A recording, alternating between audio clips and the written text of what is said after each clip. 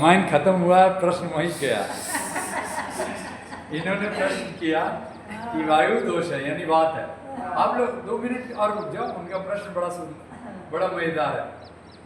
His question is that he has vayu dosha, means vata, and can he take curd? Anybody can answer? क्या कर सकते हैं, ले सकते हैं क्या दही? दही ले सकते हैं क्या? हमको बात है तो दही ले सकते हैं। If we have vata, can we take curd? Can we take curd?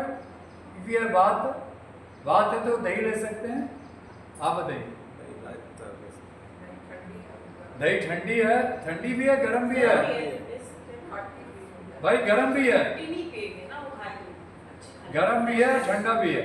So that is why you cannot take, because you don't know the cause of vata. आप नहीं ले सकते दही, इसीलिए क्योंकि आप वात का कारण नहीं जानते हैं कि पित्त के कारण है। एक मिनट, आप कुछ बोल रहे हैं तो बोलिए। दही ले सकते हैं? नहीं ले सकते। तो अब मैं कारण समझा रहा हूँ कि अगर आप दही, if you take curd, you don't know the cause of vata. If it is because of pitta dosha and you have gas in the body, Baba please,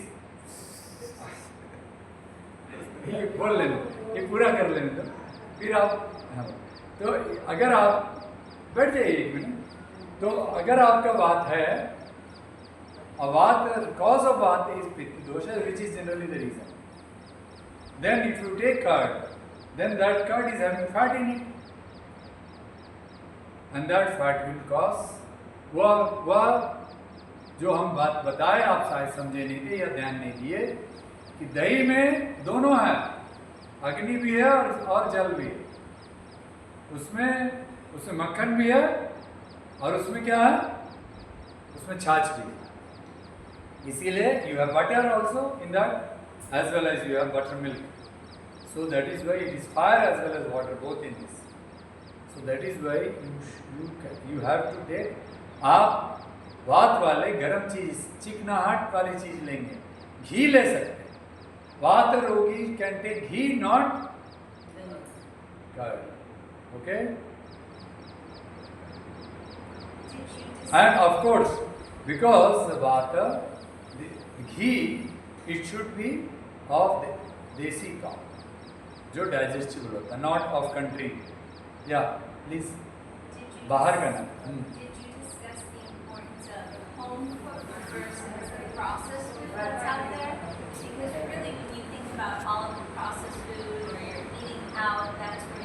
इन्होंने बहुत इंपॉर्टेंट पॉइंट उठाया है, उसको समझ लीजिए कि घर में बनाते हैं आपका कच्ची घानी का तेल, या आप देसी गाय के घी में भी आप छौंक लगाते हैं, या कोई भी तेल में आप लगा लेते हैं, not refined, of course refined तेल में नहीं, जो कच्ची घानी का नारियल तेल भी होता है, कच्ची घानी का वो तिल का तेल भी होता है। कच्ची घानी मतलब घानी, जो लकड़ी की घानी होती है ना, उस पर आप जो भी बनाओ, सरसों तो बहुत कॉमन है, उसको लोग ही बोलते हैं कच्ची घानी। कच्ची घानी सिर्फ सरसों की नहीं है, सबकी है। कच्ची घानी की नारियल तेल गर्मी में, कच्ची घानी की सरसों तेल ठंडी। ये अगर मिल जाए तो अच्छा, नहीं तो देसी गाय की घी से बना लो, 1 चम्मच डालो, उससे बना लो।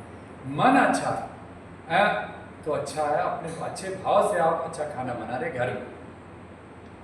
लेकिन आप बाहर का स्ट्रीट फूड खा रहे हो, कौन किस तरह का तेल में बना रहा है, कौन किस भाव में बना रहा है, कैसे क्या डाल रहा है, उसमें गंदगी है, सफाई है कि नहीं, आप ये सब अगर ध्यान नहीं देते हो तो वही आपका पित्त दोष करेगा।